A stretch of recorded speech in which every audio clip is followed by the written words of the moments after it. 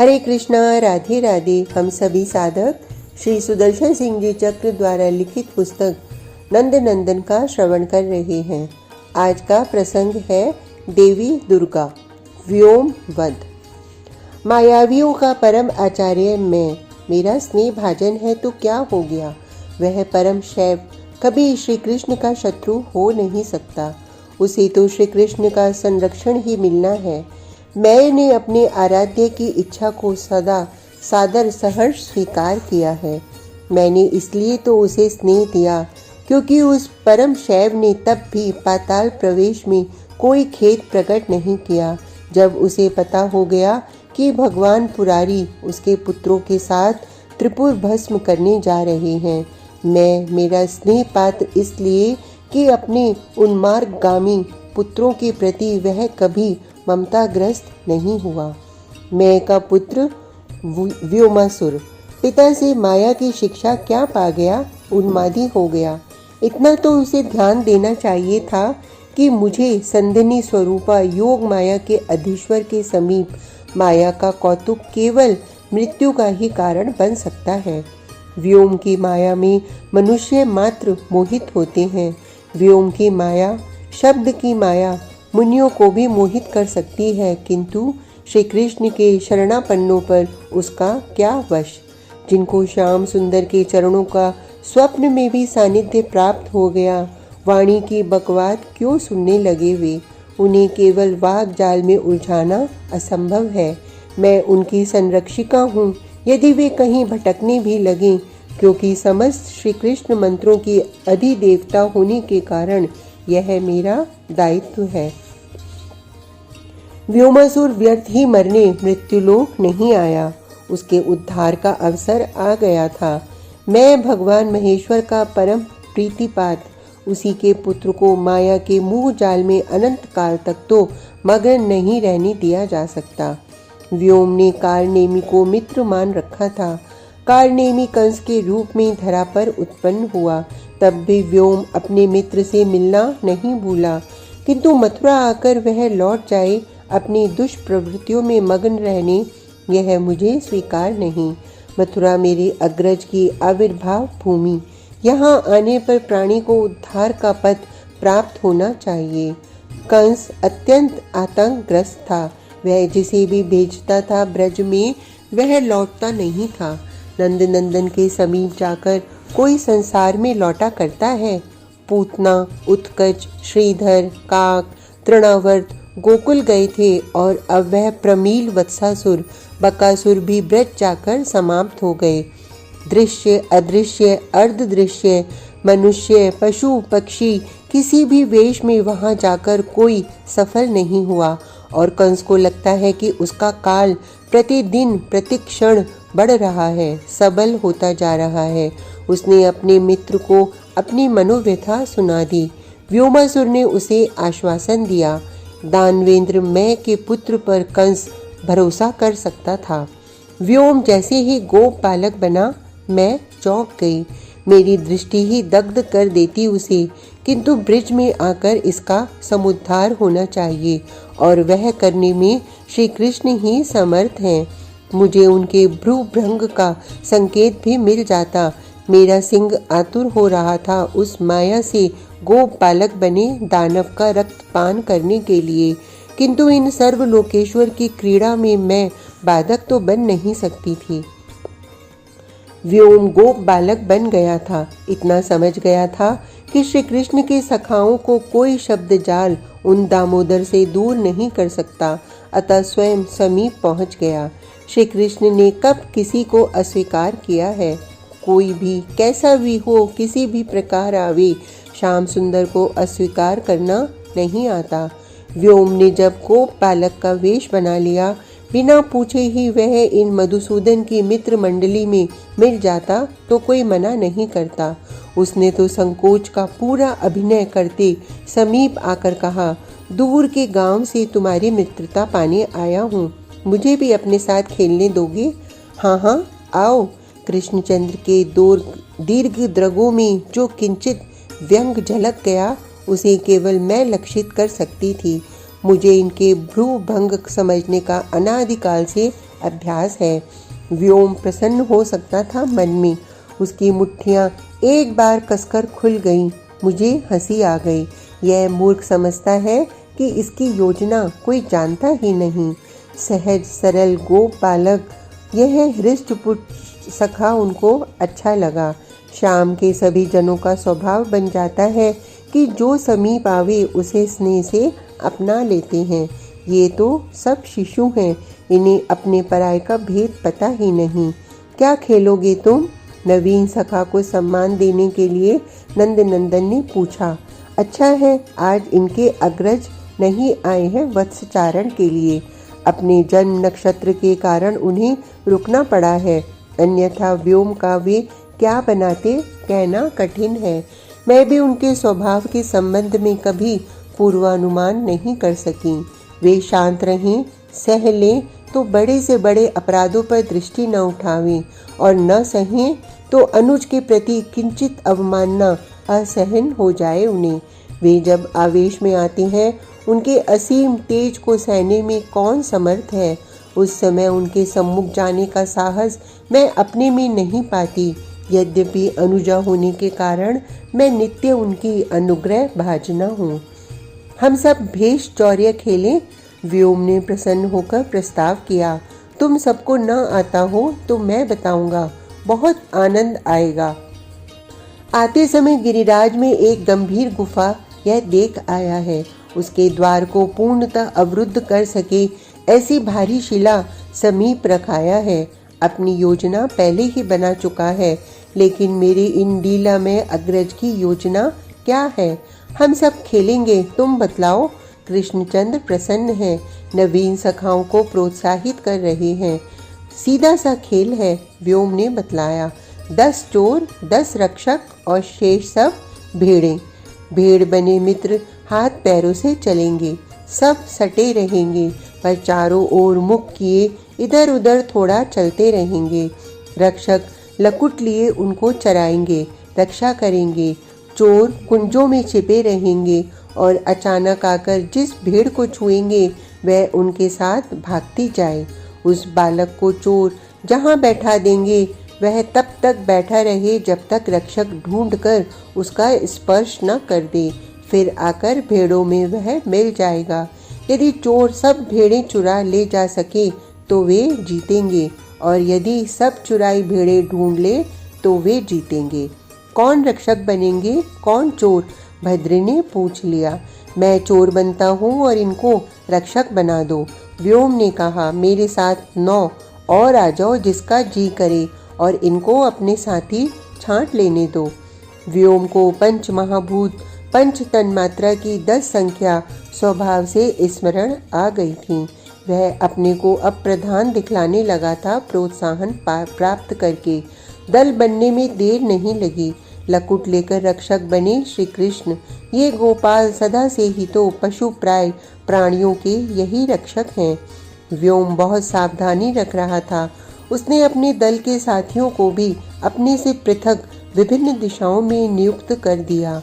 वह भेड़ बने बालकों को स्पर्श करके अपने साथ ले जाता था और तनिक आड़ मिलते ही माया मोहित करके उस गुफा में रख आता था।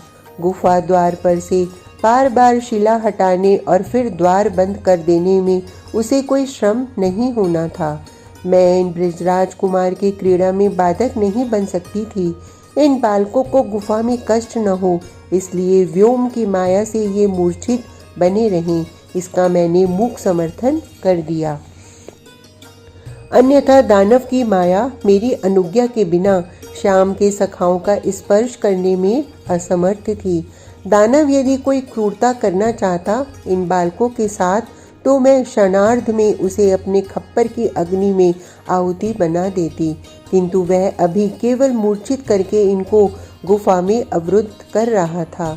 यह तो उस मूर्ख की मान्या थी कि इनको यहाँ से कोई निकाल नहीं सकेगा और ये क्षुधा पिपासा से ही मर जाएंगे। व्योम श्री कृष्ण को अकेला करके पकड़ना चाहता था। वह भेड़ बने बालकों को शीघ्रता से ले जा रहा था। दूसरे चोर बने बालक जिन भेड़ बने बालकों को ले जाते थे, प्राय रक्षक बालक उन्हें ढूंढ लाते थे। किसी चुराई हुई भेड़ के मिलने पर सब प्रसन्न होते थे, ताली बजाते थे और हंसते थे। लकुट लिए, कटी की कछनी में मुरली लगाए, पीठ पर अलके लहराते वनमाली, मयूर मुकुटी ये भुवन सुंदर सखाओं के साथ इधर से उधर दौड़ रहे हैं। रक्षक मित्रों को उत्साहित कर रहे हैं।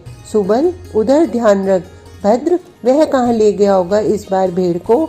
तू उस कुंज में देख तो सही। रक्षक बालकों में अधिकांश को कुंजें देखनी रहती हैं। वे जाते हैं एक ओर तो चोरों को अवसर मिल जाता है। रक्षकों को समीप आते देख चोर भाग खड़े होते हैं तो रक्षक हंसते हैं।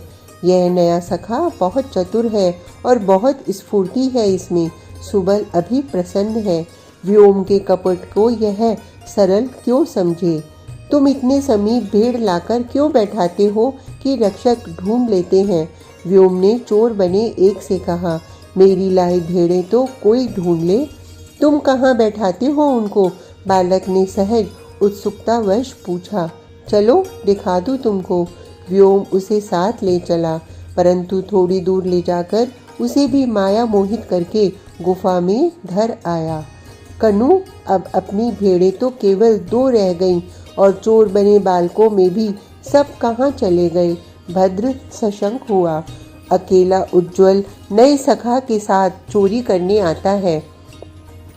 अपने भी रक्षक साथी पता नहीं कितनी दूर कुंजों में ढूंढने चले गए।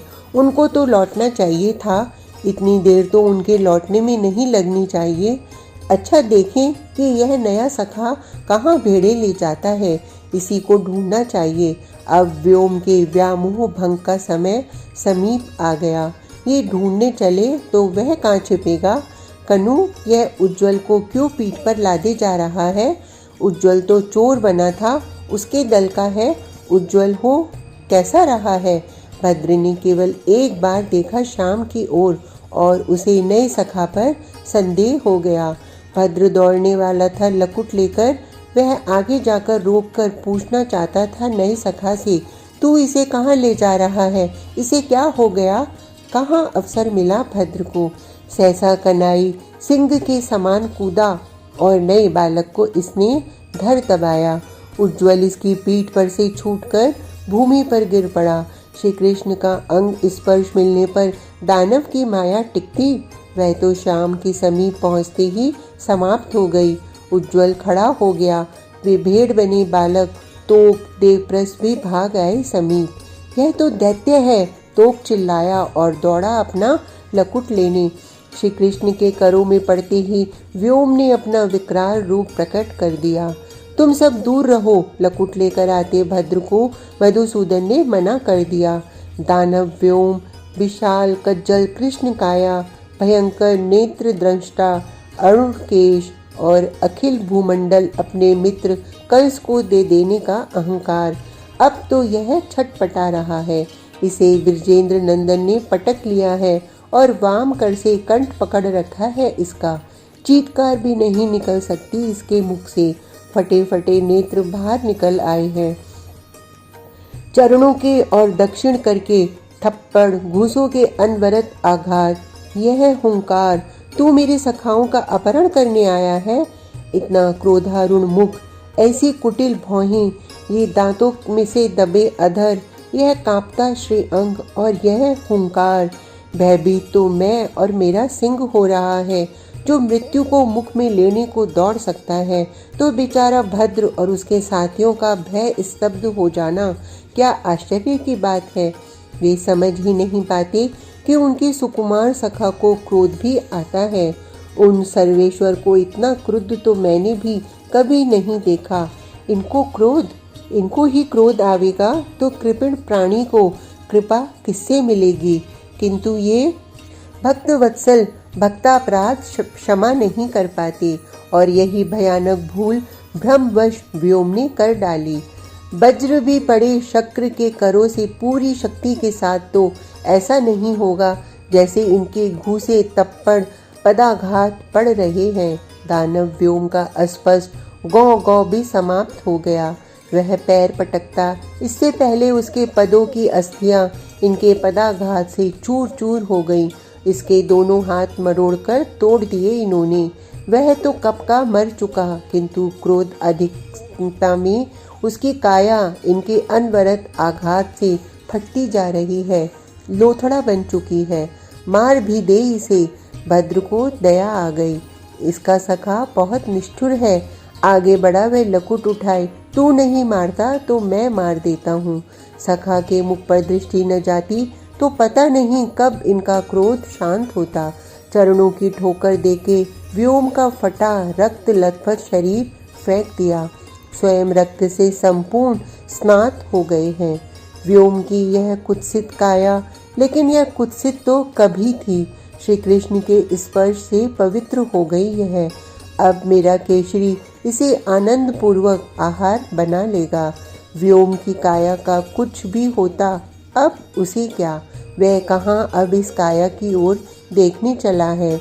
इतना क्रोध, इतना आक्रोश, किंतु इन वनराज, इस ब्रिजराज कुमार का श्री विग्रह ही कृपा में है।